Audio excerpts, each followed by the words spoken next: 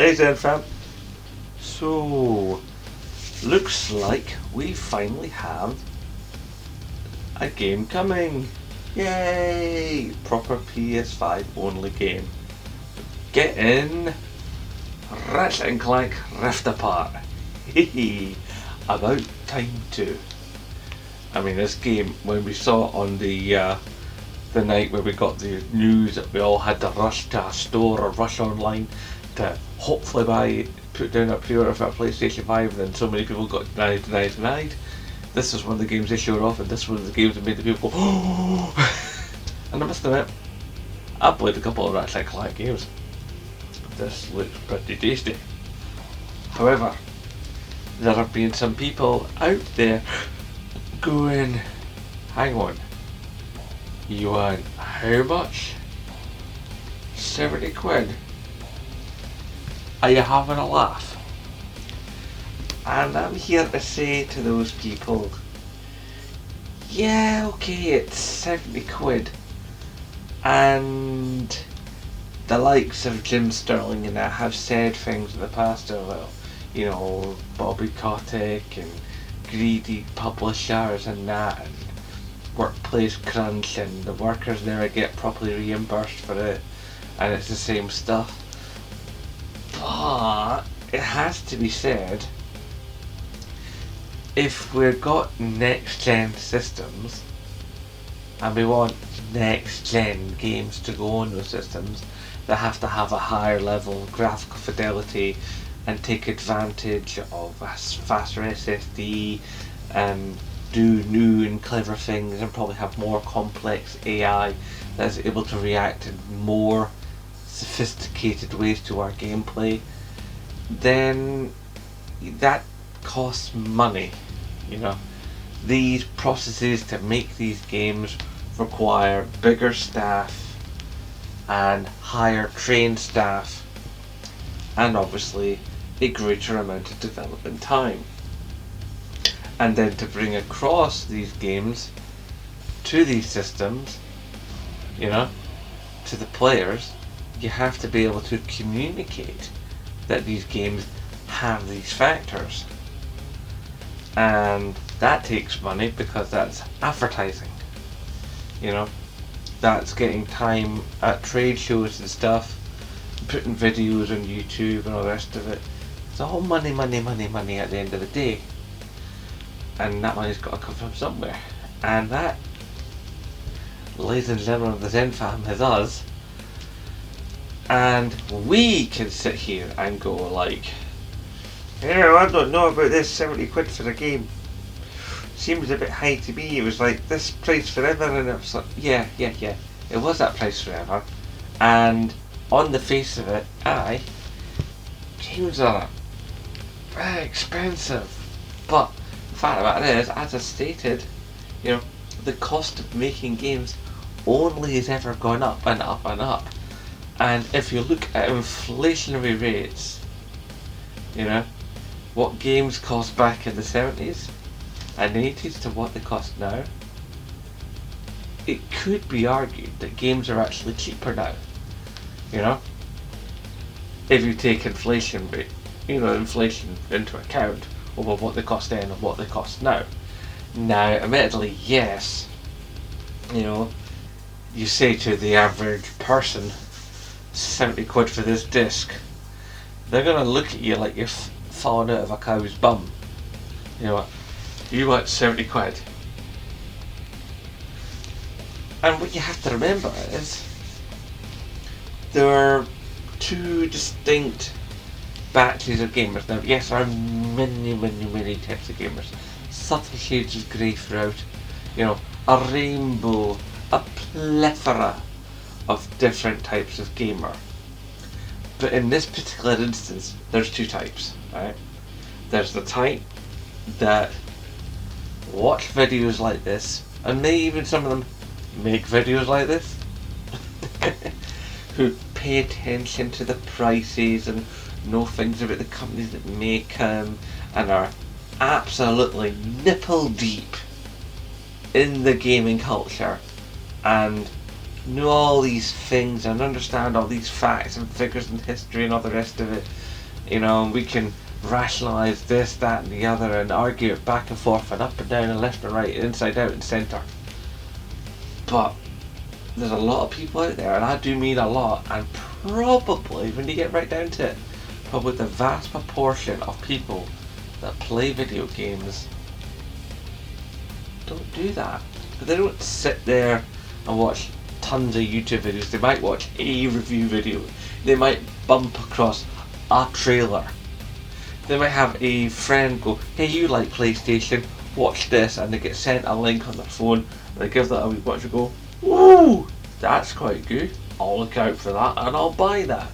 They're the people that still see the bus advert for Cyberpunk 2077. They go, oh, there's that 2077 that my mate told me that I'd like, and then they go and buy it, and then they play it on the PS4 and they kind of make it happen. It's and they don't know that it works better on the 5 and will work better on the 5 even more a couple of months down the line once they got the actual proper PS5 version out.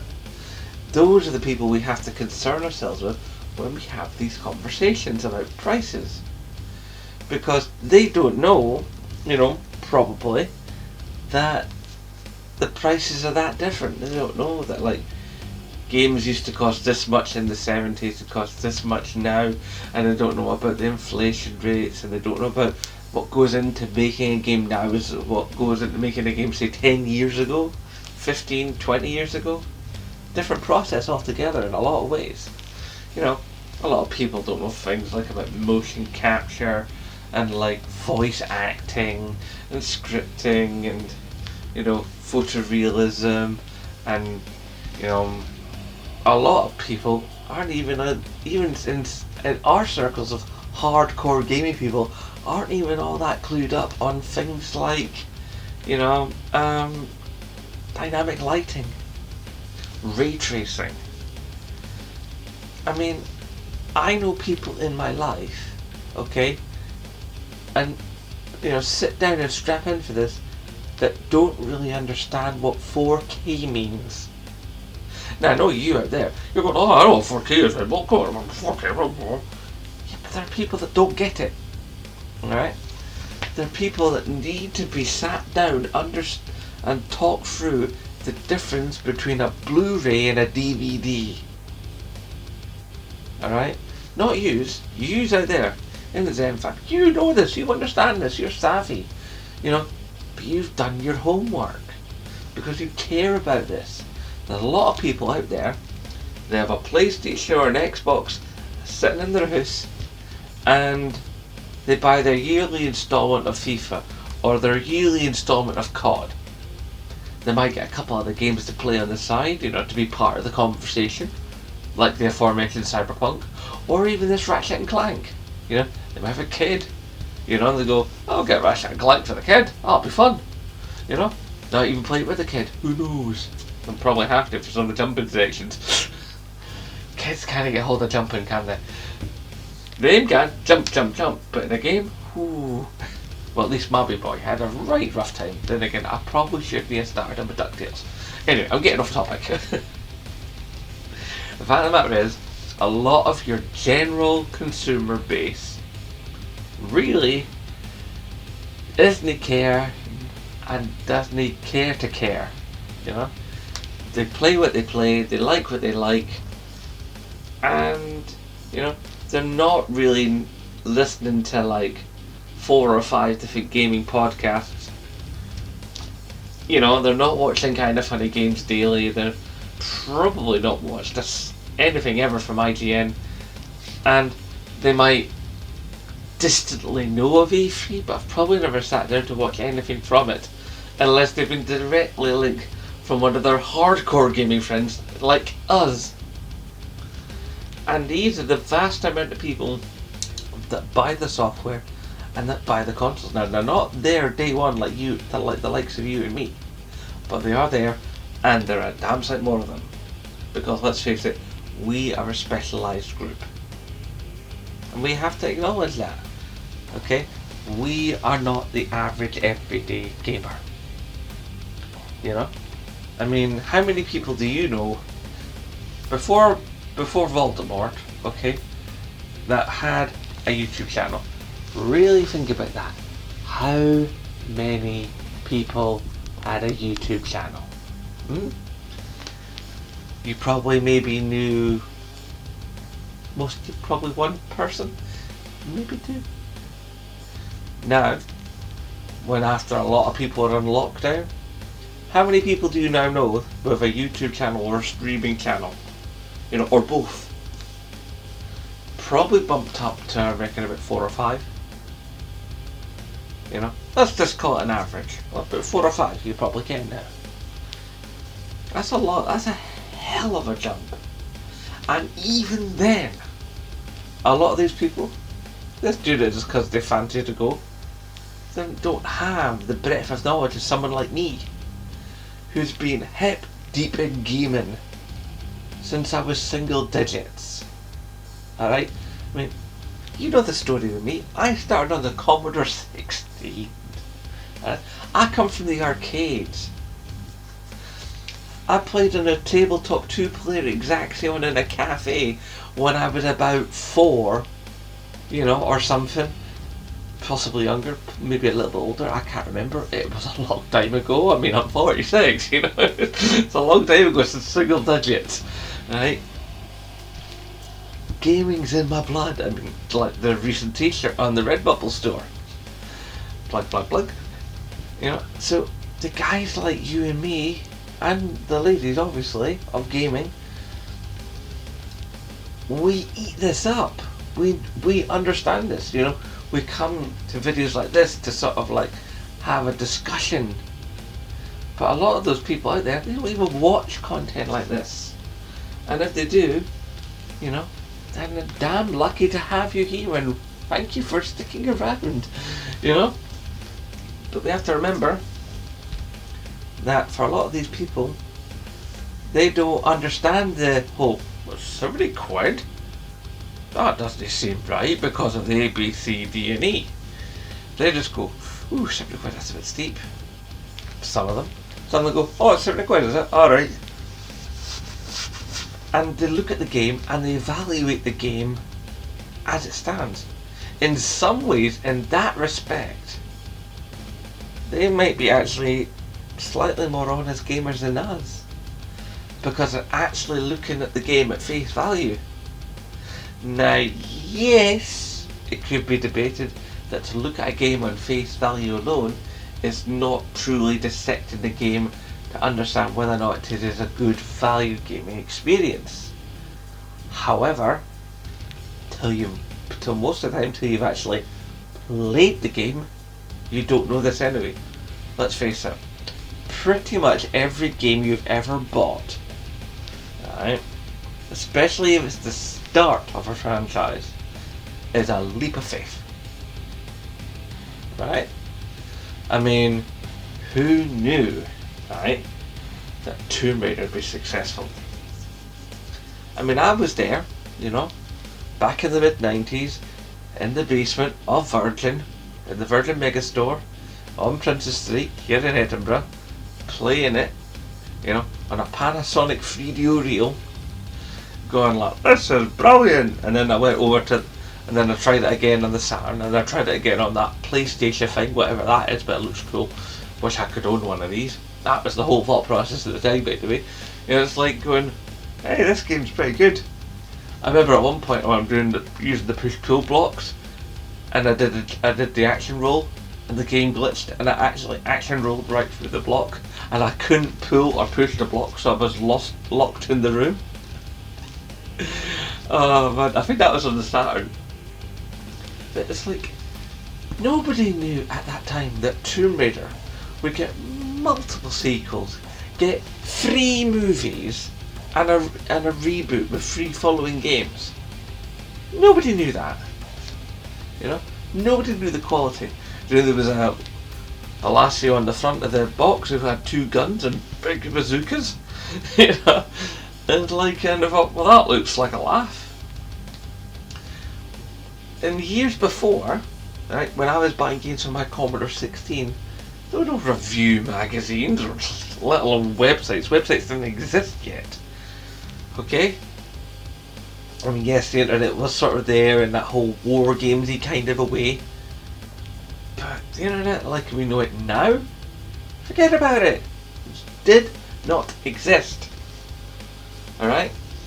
When I bought a game for my Commodore 16, I looked at the artwork on the front of the cassette. And I was like, Pizza Pete. And you had to basically infer what the gameplay was from the artwork on the front of the box. Sometimes, there was a screenshot, like about this big, on the back of the cassette, on the bit after the spine before you met the black plastic edging. That was the rest of the clamshell of the cassette case. You had to go on that as to whether or not you thought the game would be good.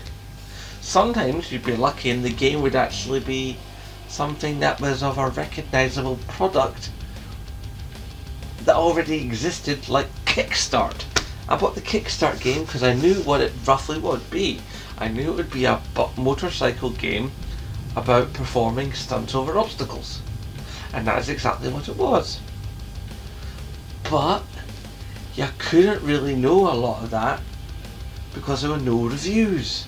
And if there were, I certainly didn't know at that age where to find them.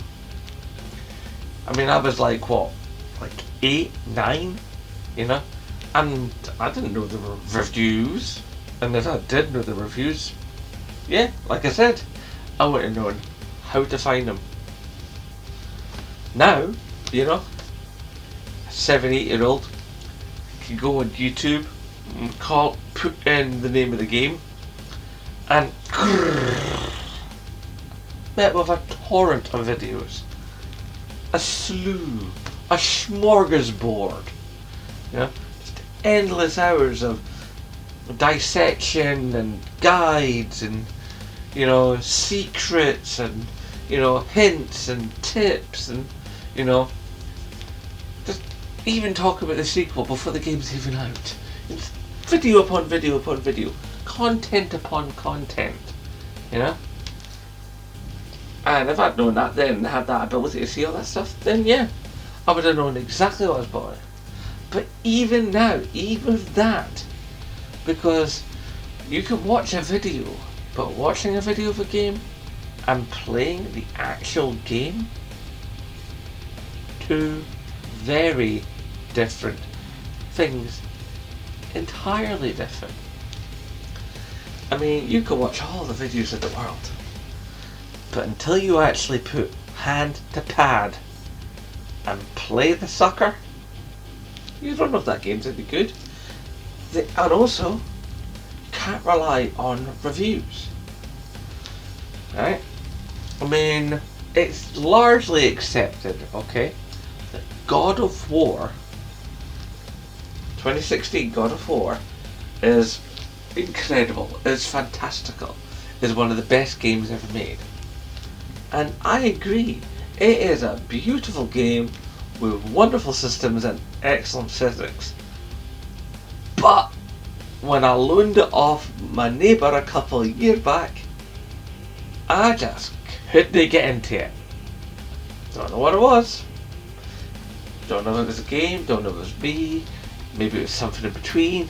But the fact of the matter was, as lovely as that game looked, as beautifully as it played, said bloke couldn't get into God of War.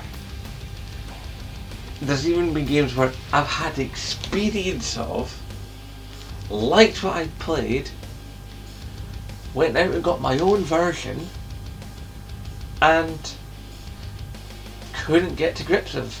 Like Elite Dangerous.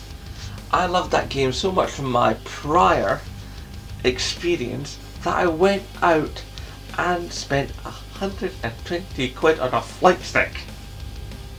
Okay, I bought a flight stick, a Thrustmaster flight stick that I had to specially order because none of the shops, I had to go to an online shop, actually stocked it. And when I flogged it, Game wouldn't take it because they didn't recognise it.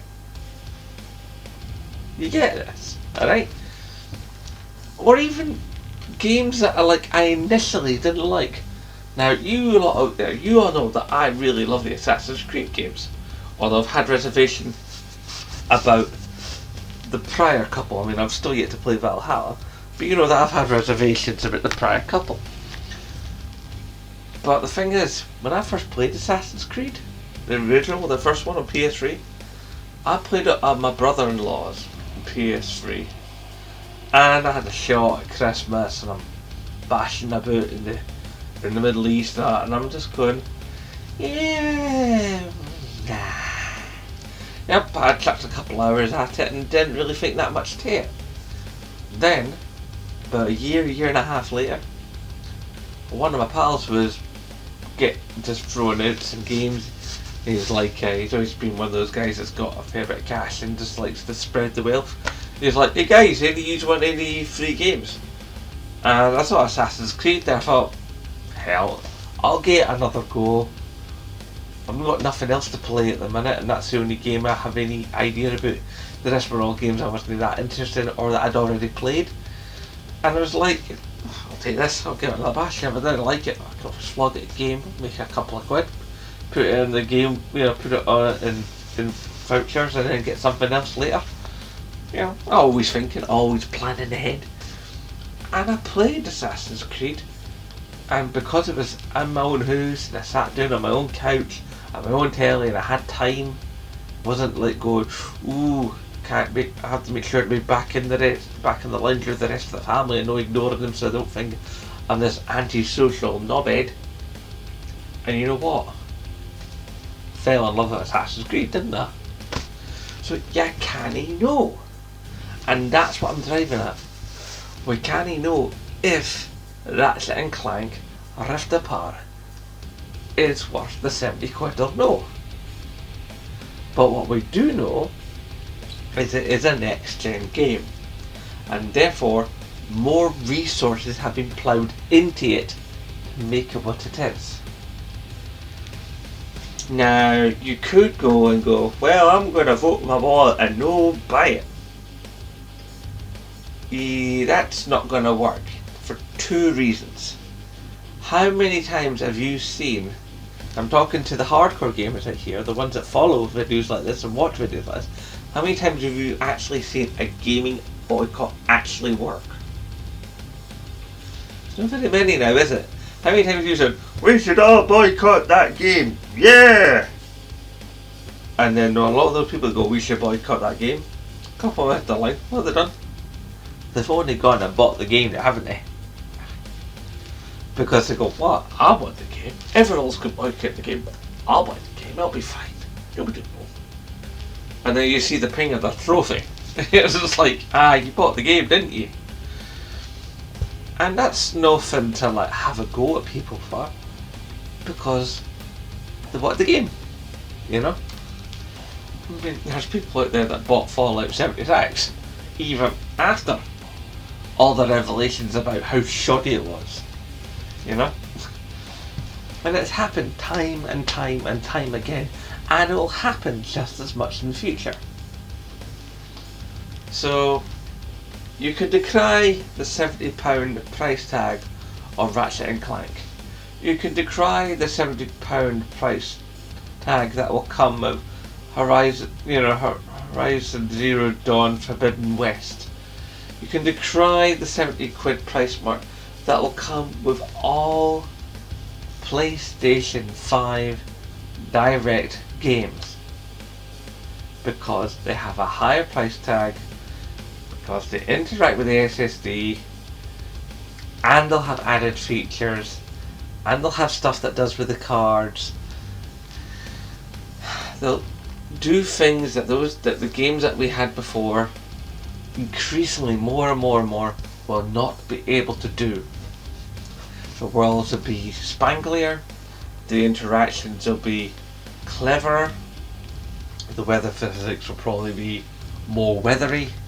Whatever it is, they will find things to put in the games to make them more advanced, and therefore more advanced means costs more. Costs more means we have to pay more. It's not great. I mean,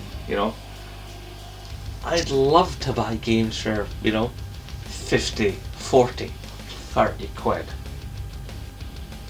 But it's just not possible. Because, the development staff need to eat and pay their rent. They need to put clothes on their back. They need to get to the work. Much as we need to get to ours. And we need to feed our families and feed ourselves and clothe ourselves. Same for these development boys. Now, yeah, the CEOs take the absolute mick. We all can that. But we can't stop it. Unless some of you out there want to band together and buy a bunch of stock in like EA and kick out Android Wilson, He'll only be replaced by somebody else. The video game industry has come into being and is reaching one of its highest points at one of the highest points of capitalism that we've ever seen. We now live in a time, where it's basically seen as endless growth on a planet with finite resources. What are you going to do with that? It is what it's going to be and what it always has been. People got to get paid. And people got to pay for the things they want. It sucks that it's 70 quid. It doesn't feel good giving over that amount of money. We can only hope that it's worth the 70 quid in the enjoyment factor. That means you buy that game, you take that game to town, you go through every single nook and cranny, you squeeze the value of that game.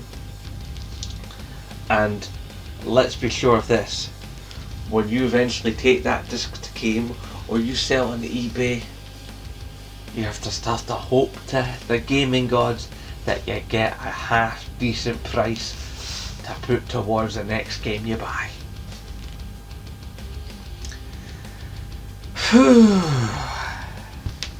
Not a cheery thought, but it's the truth, and I only ever try to tell you guys the truth.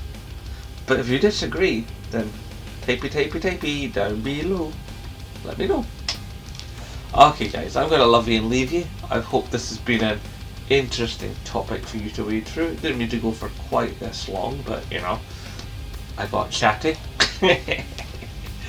Okay guys, hashtag support Scottish YouTubers, and of course, as always, no bother.